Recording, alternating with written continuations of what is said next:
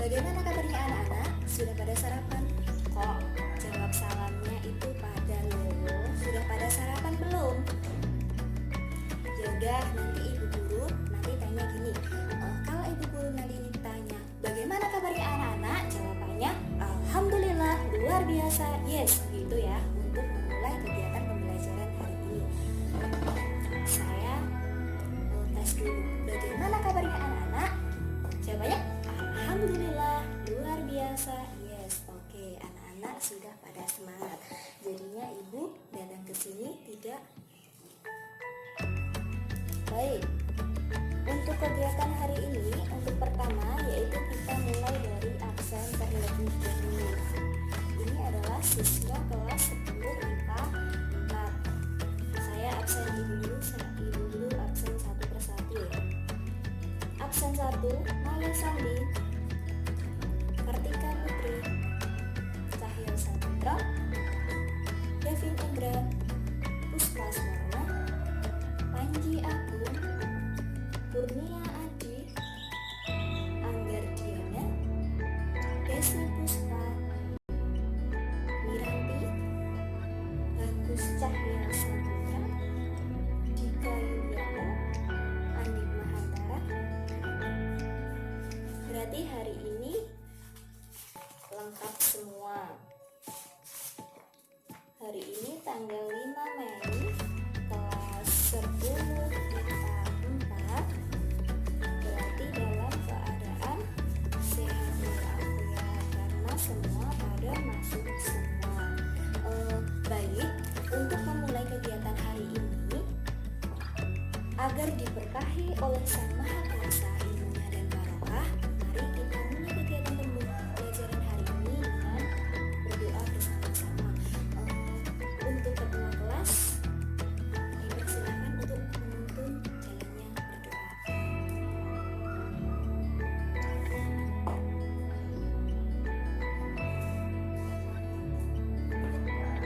Oke, masuk materi awal. Kemarin kita sudah belajar mengenai apa anak-anak?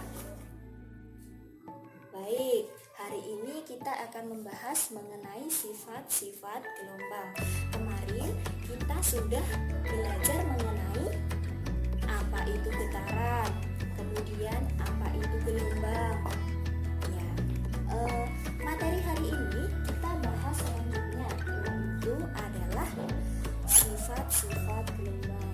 Baik, untuk pembelajaran hari ini, adapun tujuan pembelajaran mengenai materi sifat-sifat gelombang, yaitu dibacakan. Yang pertama, siswa dapat menjelaskan sifat-sifat gelombang. Yang kedua, siswa mampu mengetahui perbedaan sifat-sifat gelombang. Yang ketiga, siswa dapat menjelaskan grafik dalam sifat-sifat gelombang. Kemudian selanjutnya, siswa mampu memberikan contoh di setiap sifat-sifat gelombang seperti pemantulan cahaya, dispersi, interferensi, dan polarisasi. Yang terakhir, dalam kegiatan pembelajaran hari ini, siswa dapat menerapkan manfaat dalam kehidupan sehari-hari yang berhubungan dengan sifat-sifat gelombang.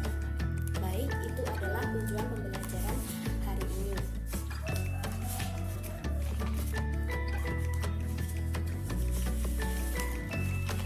Setelah itu, kita masuk ke pembelajaran awal. Pertemuan hari ini kan membahas mengenai sifat-sifat gelombang. Sebelum masuk ke sifat-sifat gelombang, ada yang tahu apa itu gelombang? Kemarin kita kan sudah membahasnya. Ada yang masih ingat? Mungkin? Ayo, angkat tangan. Ya, Mbak Anggar, apa itu gelombang? Ya, usikan, getaran. Oke, benar. Ada yang lain? Medium rambat, ya benar. Yang lainnya? Energi, oke.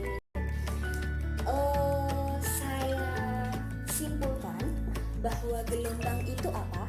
Gelombang adalah usikan atau getaran yang merambat pada pada suatu medium yang membawa suatu energi dari tempat satu ke tempat yang lainnya.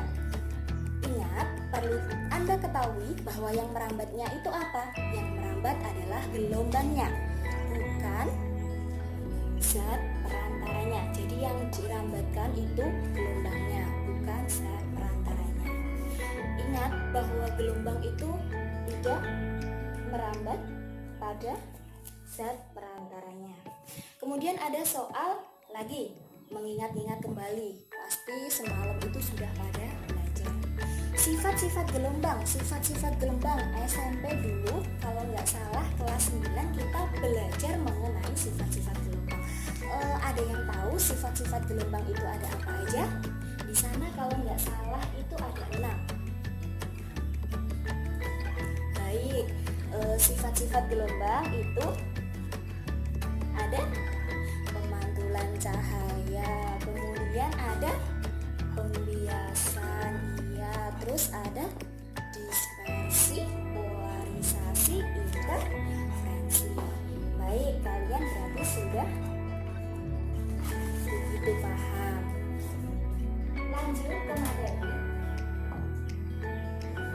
Materi yang dibahas tadi yang sudah di awal bahwasanya ada 6, yaitu pemantulan gelombang, kemudian ada pembiasan gelombang, difraksi gelombang, interferensi gelombang, dispersi gelombang, dan polarisasi gelombang.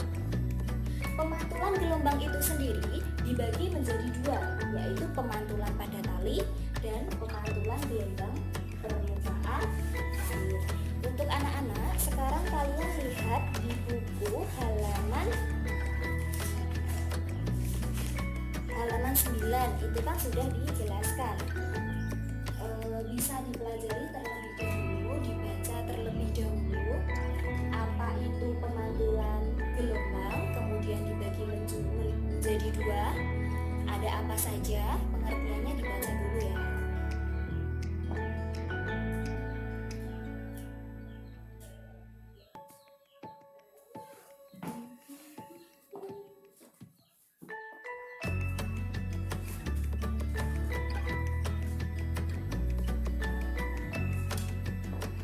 Baik, langsung saja. Ada yang ditanyakan mengenai pemantulan gelombang? Belum paham? Oke. Baik, Ibu akan menjelaskan satu persatu di antara materi kali ini. Yang pertama yaitu pemantulan gelombang. Pemantulan gelombang, pemantulan pada tali. Pemantulan gelombang pada suatu tali itu dibedakan lagi menjadi 2, yaitu pemantulan pada ujung tetap dan pemantulan pada ujung bebas. Pemantulan perbedaannya itu terletak di mana? Pada ujung tetap, gelombang itu dipantulkan dengan fase yang berlawanan. Kalau yang sedangkan pada ujung bebas, gelombang itu dipantulkan dengan fase yang sama. Berarti kalau kalian itu menarik kesimpulan dari pengertian pemantulan gelombang, gelombang pantul pada tali di ujung bebas, itu perbedaannya terletak di mana? Di ujung yang sama dan ujung yang bebas, pada ujung tetap dan ujung yang bebas.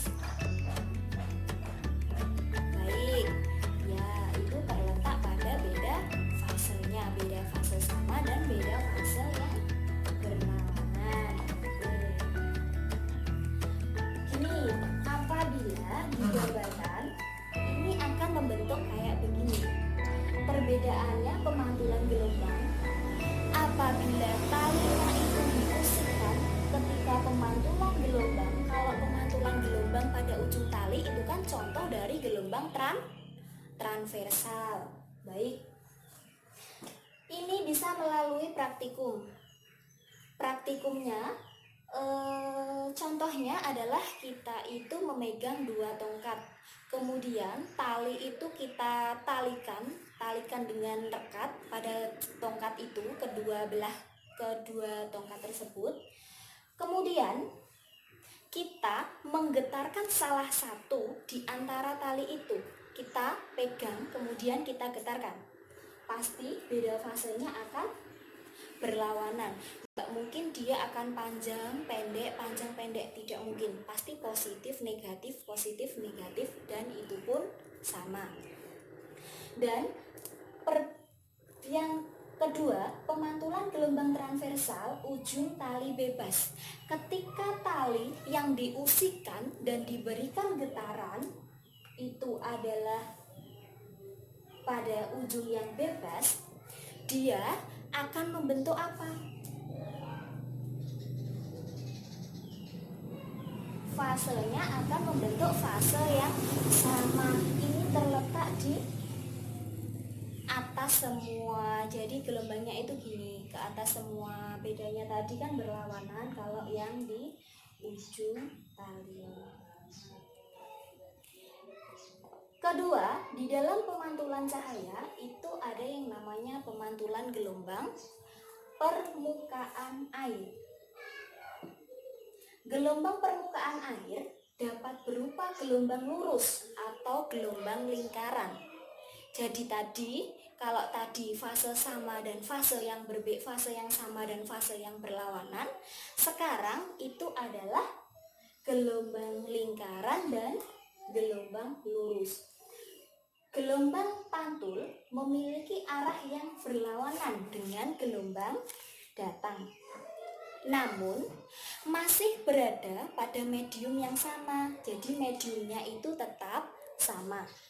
Hukum pemantulan menyatakan bahwa sudut datang atau yang sering disebut dengan theta I sama dengan sudut pantul atau theta R.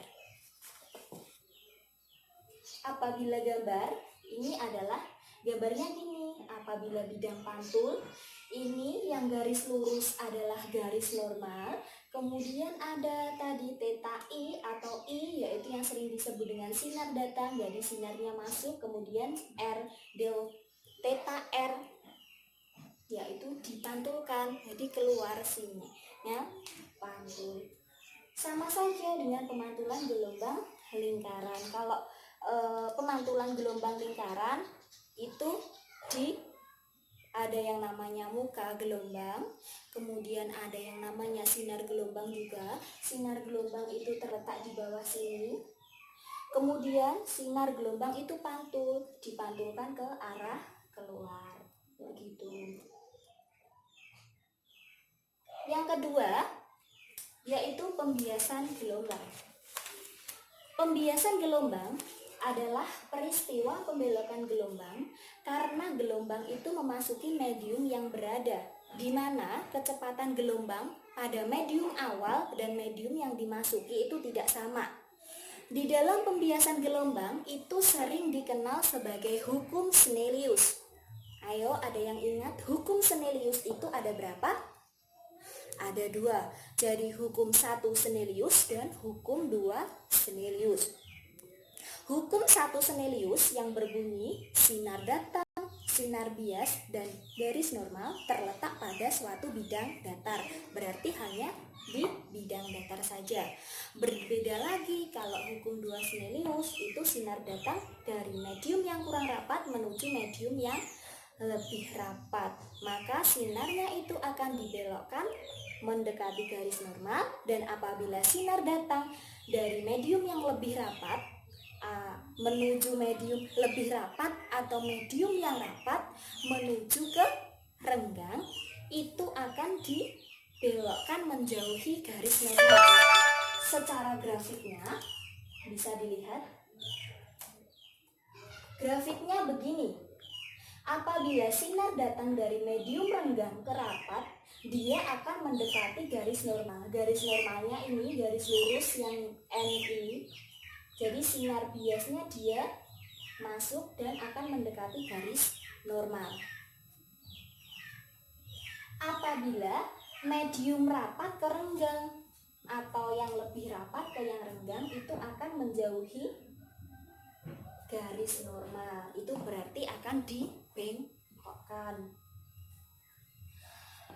Persamaan umum yang berlaku pada pembiasan gelombang itu adalah sin I per sin R sama dengan V1 per V2 sama dengan N. Ingat, di sini adalah N-nya adalah N indeks bias. Jadi N-nya itu adalah N kecil. Cara mencari N-nya bagaimana? N itu cara mencarinya N2 min N1. N1 sin theta 1 sama dengan N2 sin theta 2. I tadi apa? I adalah sudut datang, kemudian R sudut bias, V1, V2. Kalau V itu pasti apa? Di fisika itu kalau V itu pasti kecepatan. Kemudian kalau N itu indeks biasnya. Baik, apakah kalian sudah mengerti sampai sejauh ini? Tadi sudah ada 2 materi. Sudah, oke, bisa lanjut berarti. Selanjutnya adalah difraksi gelombang. Difraksi gelombang adalah pembengkokan gelombang yang disebabkan oleh adanya penghalang yang berupa celah sempit. Jadi ketika cahaya melewati celah sempit itu, tiap titik pada celah berfungsi sebagai sumber gelombang baru dan arah rambatnya adalah radial. Jika penghalang celah yang diberikan lebih lebar, difraksi tidak begitu terlihat jelas. Kalau interferensi, perbedaannya, interferensi itu terjadi ketika gelombangnya itu bersifat koheren, yaitu gelombang yang memiliki frekuensi dan beda fasenya itu saling bertemu. Interferensi itu sendiri dibedakan menjadi 2, yaitu interferensi yang saling menguatkan atau yang sering disebut dengan konstruktif, dan interferensi yang saling melemahkan yang sering disebut sebagai destruktif. Ini adalah gelombangnya. Yang kanan, yang kiri ini adalah gelombangnya. Kemudian apabila sudah disuperposisikan, dia akan membentuk gelombang. Tadi kan yang konstruktif, delta V sama dengan 2pi. Ini berarti di sini positif, di sini negatif. Apabila turun negatif, naik lagi positif, negatif, positif, negatif, positif. Kalau dengan pi ya berarti 2pi kali pi ditambah pi, kayak gitu. Ini adalah amplitudonya, di mana delta V sama dengan 2pi. Apabila di sini A, tulisannya A, berarti 2A. Kalau disuperposisikan dia akan 2 kalinya ini, 2 kalinya A, berarti jadi 2A min 2A plus 2A min 2A dan seterusnya. Apabila yang destruktif ini min, ini plus, dia akan melemahkan. Jadi di sini positif dan di sini negatif, dia akan membentuk superposisi yang garis lurus.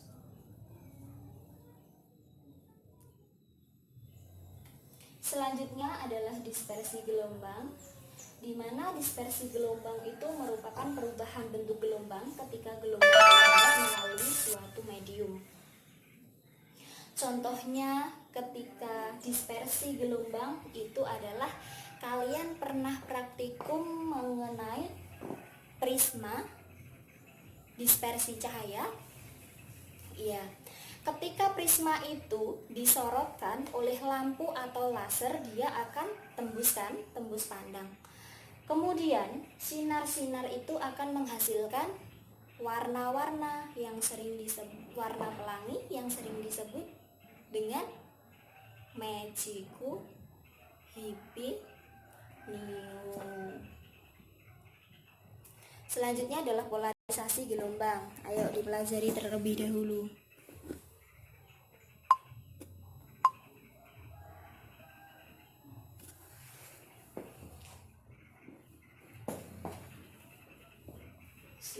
Sudah paham mengenai polarisasi gelombang?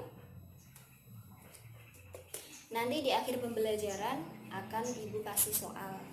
Jadi kalian benar-benar begitu paham. Nggak hanya duduk, datang, mendengarkan, dan kalian pulang tidak membawa apa-apa.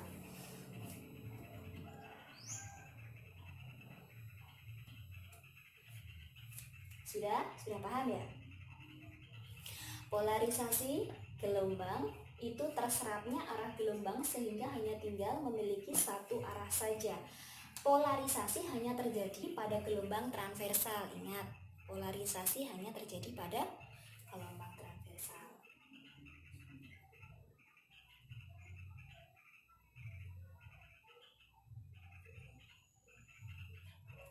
Oke, ini sudah lanjut di materi yang terakhir, yang polarisasi, itu sifat-sifat yang terakhir. Untuk kalian agar lebih paham, Ibu akan memberikan satu permasalahan pada kalian. Jadi nanti ada 2 permasalahan untuk kelompok 1 dan kelompok 2. Ini tadi siswanya ada berapa?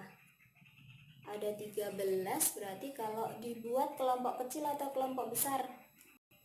Kalau kelompok besar nanti ada 6 sama 7, kalau kelompok kecil nanti kita bagi ada 4 kelompok.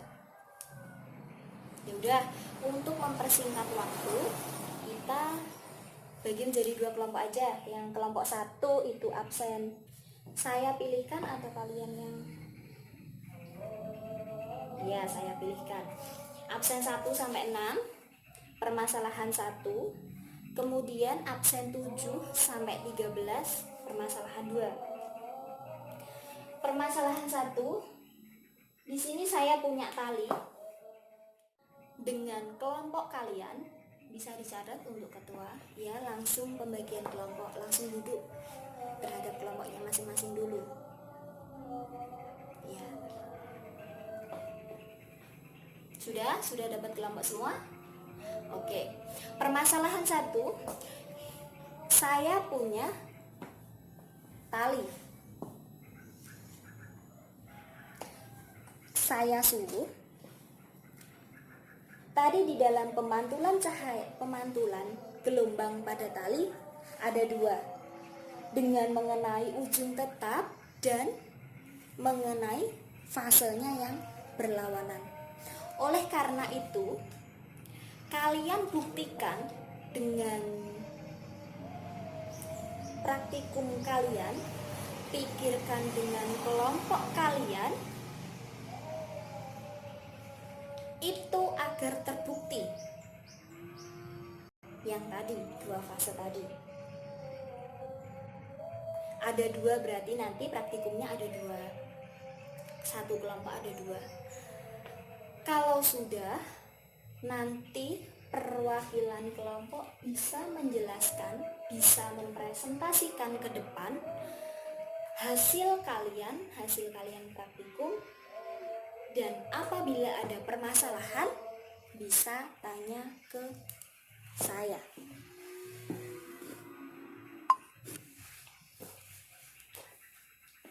Sudah jelas kelompok 1? Baik.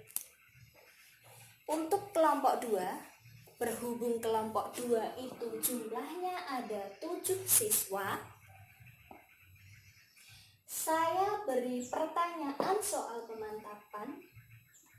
Tadi sudah ada materi yang mengenai sifat-sifat gelombang. Jadi kalian ini memberikan alasan pemanfaatan dalam kehidupan sehari-hari. Contohnya di sini ada kacamata Ray-Ban, ada filter Polaroid, petunjuk film 3 dimensi, kacamata 3 dimensi, dan lain sebagainya. Itu masuk di sifat-sifat gelombang apa? Kalian sebutkan dan berikan alasannya. Sebagai contohnya adalah yang nomor 1, kacamata Ray-Ban. Kacamata Ray-Ban itu masuknya dia apa? Polarisasi. Kalau pengguna pensil yang tercelup di air itu masuk dia akan terlihat bengkok, pembiasan cahaya. Oke, jadi sudah kehilangan soal 2, sudah hilang soalnya, udah hilang 2. Sudah pada semua.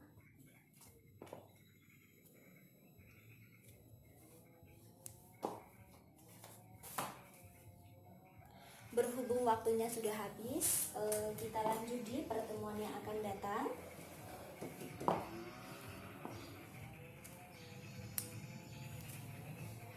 Sekian pembelajaran hari ini. Semoga pembelajaran hari ini bermanfaat bagi kalian semua. Pulang dalam keadaan sehat walafiat. Semoga barokah. Jangan lupa kalian harus tetap belajar dan terus belajar, terus mengasah otak kalian agar kalian tetap pintar, pandai, dan sejahtera hidup di era yang akan datang. Sekian pembelajaran dari Ibu. Mungkin perkataan saya ada yang kurang berkenan di hati kalian. Saya mohon maaf. Wassalamualaikum warahmatullahi wabarakatuh.